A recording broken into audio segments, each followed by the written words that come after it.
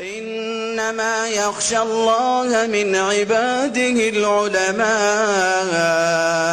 إن الله عزيز غفور.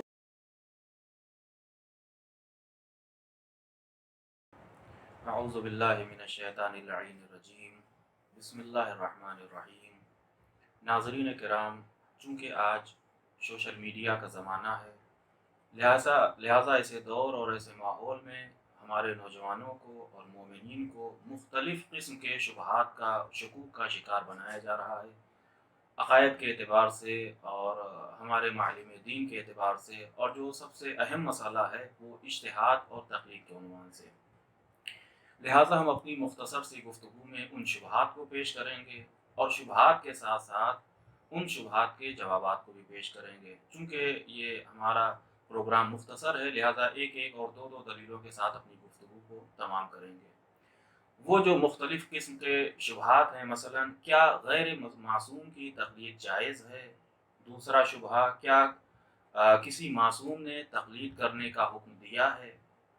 کیا غیر معصوم بھی فتویٰ دینے کا حق رکھتا ہے؟ یا کیا مجتہد کی تقلید گلے کا پٹا ہے؟ کیا ایک مجتہد، ایک فقیہ، ایک مرجع اپنے آپ کو امام معصوم کے برابر سمجھتا ہے؟ اسی طریقے کے مختلف شبہات ہیں، انشاءاللہ ایک ایک کر کے ان کو پیش کیا جائے گا اور ان شبہات کے ساتھ ساتھ ان کے جوابات بھی دیے جائیں گے. آج سب سے پہلی منزل پہ ہم یہ دیکھتے ہیں کہ خود تقلید کا معنی کیا ہے، تقلید کا مطلب کیا ہے. تو جب ہم لغت کی کتابوں کی طرف رجوع کرتے ہیں تو ہمیں معلوم ہوتا ہے کہ تقلید کی اصل اور تقلید کی ساخت قلادہ سے ہے.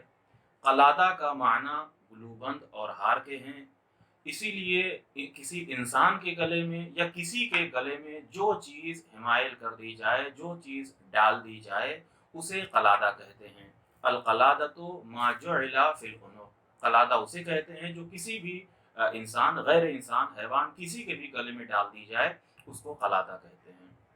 اسی لیے اس قلادہ کو ڈالنے والے کو مقلد کہتے ہیں، اور جس کے گلے میں یہ قلادہ ڈالا جائے اس کو مقلد کہتے ہیں. اب اس عنوان سے تقلید کرنے والے ہمارے مرد مومن کو مقلد کہا جاتا ہے، اور فقیہ کو، مرجع کو، جس کی تقلید کی جائے، اس کو مقلد کہا جاتا ہے.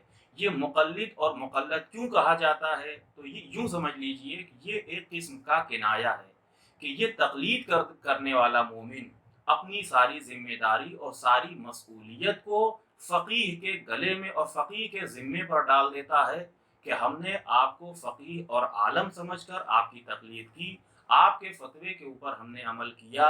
اب یہ فتویٰ آپ نے کس آیت سے اخذ کیا ہے، کس روایت سے استنباط کیا ہے، کون سی شرعی دلیل آپ کے پاس ہے کہ جس کی وجہ سے آپ نے یہ فتویٰ دیا، یہ ذمہ داری آپ کے گلے پر ہے، یہ ذمہ داری آپ کے اوپر ہے.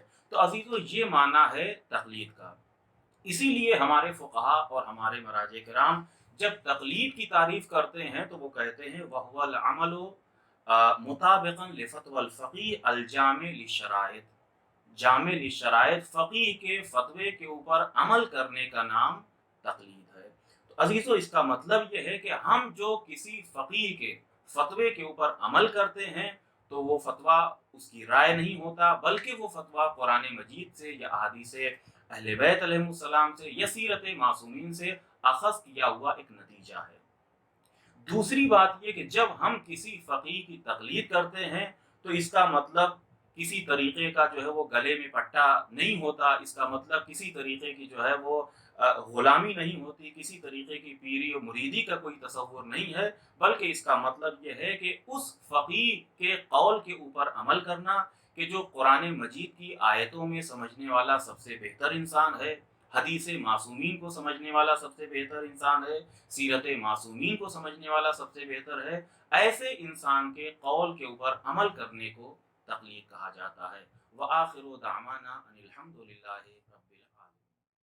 إنما يخشى الله من عباده العلماء إن الله عزيز غفور.